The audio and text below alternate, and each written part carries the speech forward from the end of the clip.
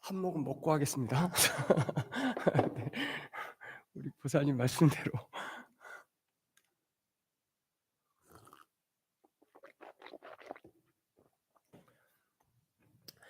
안녕하십니까. 4월 한 달이 어떻게 지나갔는지 모르겠습니다. 시간이 하도 정신없이 가네요. 절에서 1년 중 가장 바쁜 때가 지금 요즘입니다. 부처님 오신 날 준비하는 이때예요. 아주 정신이 없어요. 오늘은 이제 법회도 법회지만 법회 끝나면 대청소가 있습니다. 그래서 점심 공양 하시고 한 1시쯤 이렇게 대청소 하는데 좀 많이 좀 참여해서 도와주시면 감사하겠습니다. 이 시간은 부처님의 깨달음 중 가장 핵심인 연기법에 대해서 다 함께 생각해 보려고 합니다.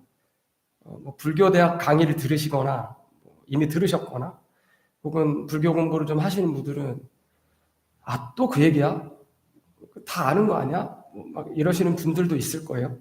근데 이제 저의 시간에는 어떤 교학을 제가 이렇게 위에서 아래로 수직적으로 알려드리거나 가르친다는 느낌보다 우리가 이 실생활에서 이 불교 공부를 한 거를 얼마나 접목시킬 수 있는지 이렇게 상상해 보기도 하고 이렇게 생각해 보는 시간이 되길 바랍니다. 그게 제 시간의 목표예요. 제가 이제 이렇게 말씀드리려는. 앞으로는 불교가 이 어떤 행위, 그러니까 보살행, 이것으로 맞춰지길 바라고 있어요. 저는 이제 마음을 닦는 데에 그치지 않고 그런 행위, 우리는 이제 모든 행위에는 의도가 있다고 보거든요. 제가 자꾸 버릇처럼 우리는 하는데 불교에서 그렇게 봅니다. 모든 행위에는 의도가 있다고 봐요. 그러니까 제가 막 그렇게 유식한 편은 아니지만 형사법에도 보면 미필적 고의에 의한 범죄 이런 게 있어요. 그러니까 나도 모르고 짓는. 근데 불교에서는 그런 모든 행위에도 의도가 있다고 봅니다. 8식 알라야식에 의해서 잠재의식이라고 하죠. 왜 플로이드 이런 사람들이. 그런데 이미 의도가 있다는 거예요. 그래서 이 불교 공부를 해서 기도를 해서 참선을 해서 이 수행을 해서 마음을 닦으면 이게 모두 행동으로 손가락 발가락에서 나오는 이 몸짓 이런 것에도 그런 행동이 이 닦은 마음이 행동으로 나오기를 바라는 게 제 바람이죠. 발언입니다. 그게. 마음과 몸 중 무엇이 더 중요하다고 생각하십니까? 다시 질문을 드리면 마음과 몸 중 수행에 어느 쪽이 더 중요할까요? 이 불교의 매력이기도 하고 또 어떤 답답함일 수도 있지만 단정을 내리지 않습니다. 불교 공부를 할수록. 그래서 저는 대부분 누가 그런 질문을 하면 어떤 택시기사님이 제가 택시 탔을 때 물어보더라고요. 몸이 많이 편찮으신 분이 있는데 병원에 안 가고 절에 가서 기도를 한다. 그럼 낫느냐? 참 힘든 그런 질문이죠. 근데 이제 제가 잘 이렇게 둘러댄다는 표현도 좀 그렇지만 저는 연기적이라고 대답을 해요. 연기. 오늘 말씀드릴 부분이 이제 그 연기에 관한 건데, 이 마음과 몸도 연기적인 관계입니다. 연기법은 원인과 결과의 법칙, 인과법, 주로 이제 그 참선하는 스님들은 인과법이라고 많이 부르죠. 인연법이라고도 합니다. 이것이 있으므로 저것이 있고, 이것이 일어남으로 저것이 일어난다. 이것이 없으므로 저것이 없고, 이것이 소멸함으로 저것이 소멸한다는 부처님의 가르침입니다. 어떤 분들은 이제 이 기도를 하니까 부처님을 하나님과 같은 전지전능한 그런 개념으로 보세요. 그런 에너지가 있을 수도 있죠. 그렇지만 부처님은 한 번도 본인을 신이라고 한 적이 없어요. 인간, 아주 인간다운 인간. 그 인간이 이런 만법을 깨달으신 거예요. 그 깨달은 그 골자가 연기예요. 인과. 2500년 전 그걸 깨달았다면 정말 대단한 거죠. 불교에도 신을 부정하진 않습니다. 우리 신중단 저 백사위 모셔놓은 분들이 모두 그 신묘한 힘을 가지고 있고 물질적으로나 정신적으로 법을 수호하고 법을 지키고 공부하는 우리들을 도와주니까요. 신을 부정하진 않습니다. 오히려 다신교에 가깝죠. 다신교죠. 부처님께서 연기법을 깨닫고 설하신 목적은 고통의 소멸에 있습니다. 누구에게나 당면한 고통으로는 생로병사, 이 사고, 4가지 고통과 범위를 좀 확장시켜서 8가지 고가 있습니다. 8고라고 하는 사랑하는 대상과 헤어지는 고통, 애별리고, 싫어하는 대상과 만나는 고통, 원증회고, 구하여도 얻지 못하는 고통인 구부듣고, 이제 구불듣고인데 이제 뭐 이런 걸 구개음화라고 하나, 디귿 지읒 앞에서 구부듣고, 오음에 대한 집착에서 생기는 오음성고, 이러한 생로병사와 이 4가지 고통을 합쳐서 8고라고 합니다. 이러한 고통들을 연기법을 깨달으면 해결할 수 있다는 것입니다. 여러분은 이 인과법, 인연법, 이 연기법을 얼마나 믿습니까? 제가 이제 화두 공부를 어떻게 하면 좋을까를 큰 스님들께 찾아가서 여쭈어보면 그 모든 대답의 공통점이 그분들은 100% 믿더라고요. 이 공부를 해서 깨달을 수 있다. 부처님 법을 깨달을 수 있다는 걸 100% 믿으시는 거예요. 근데 여러분들은 몇 프로 믿으십니까? 이제 제가 저를 한번 돌아본 거예요. 불교를 믿는 불자라면 당연히 100%를 믿어야 하지만 그 100%를 믿는다면 이제 일단 불교의 근간이 되는 계율을 잘 지키게 되고 아직 계율을 이제 보살계를 안 받으신 분이 있다면 꼭 큰절이나 아니면 우리 이제 법령사에도 불교대학 마치면 수계를 합니다. 수계식을 이런 걸 통해서 꼭 계율을 받으시면 좋겠습니다. 그래서 10가지 계 중에 5개라도 반드시 이렇게 지키면 좋겠어요. 이 계율을 잘 지키게 되고 이런 연기법을, 이런 부처님 깨달은 법을 100% 믿는다면 이런 계율을 잘 지키게 되고 이런 건 행동으로 반드시 이어질 것이라고 봐요. 또 이 믿음이 행동으로 나오는 것에 제가 이제 지난번 언젠가 말씀드렸듯이 자비가 꼭 더해져야 돼요. 자비가. 그런데 이제 제가 저를 돌아보니까 저는 100%를 믿긴 하는데 행동으로 나오는 거는 한 60점쯤 되더라고요. 자비가 좀 많이 없어요. 그건 진짜 참 어디 가서 사오든지 해야지. 기도를 이제 열심히 해보셨거나 참선 수행, 이 병전 읽기 등의 신행 활동을 통해서 어떤 신묘한 경험을 느껴보신 분들이 분명 계실 겁니다. 참선을 예로 들면 어느 날 어떤 순간에 이게 깨달음인가 하는 어떤 현상 같은 걸 느낄 때가 있어요. 저도 그랬던 적이 있습니다. 당시에는 그 현상들이 무슨 큰 깨달음 같이 다가옵니다. 저도 그렇게 착각을 했죠.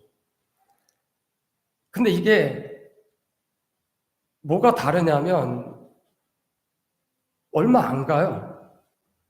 지속되질 않아요. 그러니까 예를 들면 이런 거죠. 제가 만약에 작년 7월 14일 날 뭔가를 깨달았다고 쳐요. 그럼 지금도 그때의 그 느낌이라도 있느냐는 거죠. 없어요. 다 날아가고 없어요. 아무 생각도 없어요. 그러면 어떤 생각이 드냐면 그때 그 느낌이 그리워요. 그걸 또 느껴보고 싶은 생각에 애를 쓰는 겁니다. 그래가지고 제가 막 애를 써본 거예요. 화두를 퀴즈처럼 풀어보기도 하고 인터넷을 막 뒤져서 어떤 사람의 경험담을 따라해보기도 하고 뭐 누가 그러대요. 뭐 조주 스님께 욕을 해보라고. 그래서 실제로 욕을 해보기도 하고 그랬더니 상기병에 걸린 거예요. 상기병에. 이 상기병이 상당히 무섭습니다. 앉질 못해요. 선방에 들어가 앉아 있을 수가 없습니다. 몸이 가렵기도 하고 머리가 막 한쪽으로 기우는 것처럼 무겁습니다.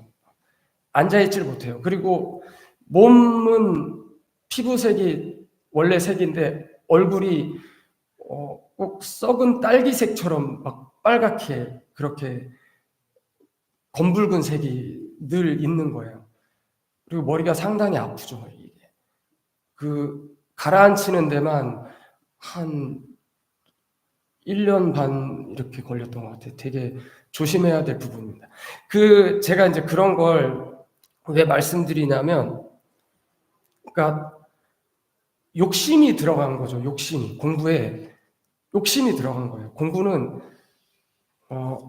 욕심으로 하는 게 아니라는 걸 그때 안 겁니다. 그러면 이게 참 어려운 게 그래서 공부인데 어떻게 뭘 바라지 않고 목표가 없고 목표를 세우지 않고 애를 안 쓰고 그럼 뭘 성취하지? 이런 고민이 있어요. 그게 뭐 발언하고 서원하고 이런 거하고 또 다른 개념인지는 모르겠지만 저는 아직도 명확하진 않아요. 그래서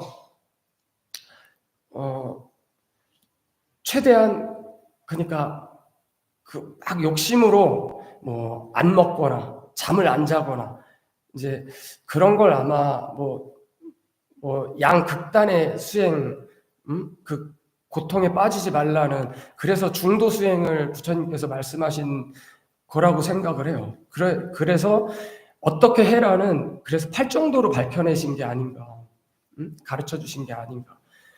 그게 욕심이 안 들어갈 수가 없거든요. 내가 막 뭔가를 깨달으려고 한다면. 근데 한번 이걸 된통 무슨 손오공 머리띠처럼 한번 그런 걸 앓고 나면 그 욕심이 얼마나 무서운지 공부할 때도 욕심은 상당히 두려워해야 할 그 요소다 이런 걸 알게 됩니다. 절에 다니시다 보면 어떤 불자님은 좀 무뚝뚝하고 멋스러운데 이 행동을 보면 주위에 상당히 이익된 행동을 하시는 분이 계십니다. 또 어떤 분은 참 친절하고 말씀도 부드러운데 이 뒤에서 이 남의 허물을 잘 이런 분이 또 계세요. 그러니까 여러분들은 사람이든 상황이든 이 절에 오셔서 어떤 단정을 내리는 건 좀 피하시면 좋겠습니다.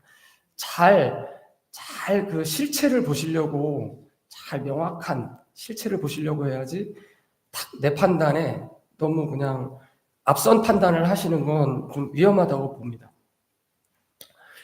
또 이런 분들이 있어요. 다 가진 분들이 계세요. 다 가진 분들. 너무 부족함이 없는 분들. 또 그런 분들은 또 너무 부러워하실 필요도 없습니다. 그런 분들은 또 그런 분들 나름대로 마음을 써야 하는 부분이 있으니까요. 이제 저 같은 경우에 저희 지금 시설 과장님께서 혼자서 이 거리등을 다 하신 거예요. 정말 대단하시죠. 이 진짜 만약에 어떤 업체를 부르거나 하면 정말 몇백만 원짜리 일인데 이걸 네 정말 고생하시죠. 근데 이분이 이제 절이 처음이라 이 불심, 신심이 없으세요. 그리고 이제 그런 상황에서 절에서 일을 하면 다 이상해 보이죠, 여기가. 진짜 환타지죠, 여기 진짜. 그리고 다 까칠하세요. 근데 제가 어떤 생각을 하냐면, 저는 이제 직접 부딪혀서 일을 해야 하니까, 저 사람이 정말 마음까지 자비롭고 부처님처럼 그랬다면 난 부러워서 못 살았을 거야. 이 생각이 드는 겁니다. 뭐라도 빠지는 게 있어야죠. 그래야 공부거리가 있지. 다 타버렸는데 그 열반, 소멸 이런 게 다 타버렸다는 뜻 아닙니까? 다 타버렸는데 무슨 뗄 게 뭐가 있겠어요. 거기다가 공부거리가 있어야지. 그렇게 위안을 삼는 겁니다. 많이 부족한 저에게는 그 일을 잘하는 사람들이 상당히 그 부러움 덩어리거든요. 무슨 중국 무술 영화를 보는 것 같더라고요. 그 일을 얼마나 잘하시는지. 어쨌든 잠깐 그런 생각을 해봤습니다. 이런 것도 이제 그게 업이 아닐까 하는 생각이 든 겁니다. 이 모든 것들이 그러니까 어떤 스님들이 어떤 결과를 가지고 무조건 업으로 막 이렇게 업에다가 그냥 뭐든지 결과론처럼 얘기하는 거는 저도 맞지 않다고 생각하고 피하려고 하는 부분 중에 하나인데, 사실 이제 그 업이 맞죠. 그걸 어떻게 받아들이느냐의 문제고,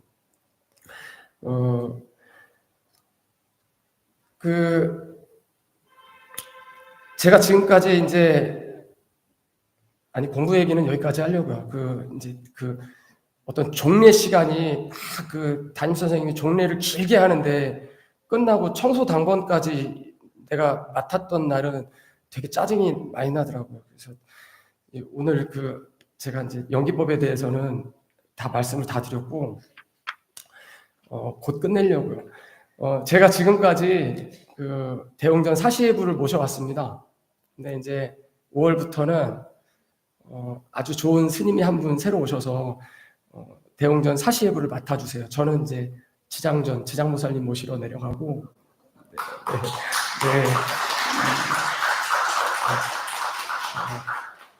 그리고 이제 원주소임하고 지장전 예불 맡아서 볼 거고요. 그렇게 사시예불은 저보다 훨씬 제 선배 스님이거든요. 아주 똑똑하고 좋으신 분이세요. 그러니까 기도 감사합니다. 아이고 보살님이 저를 가장 감사하고. 네네. 그래서 그 새 스님께서 오셔도 사시예불 열심히들 하시고요. 또 저 지장전에서는 제가 하니까 지장전 기도도 가끔 들어오시고 하십시오. 자, 이만 마치겠습니다. 감사합니다. 네네.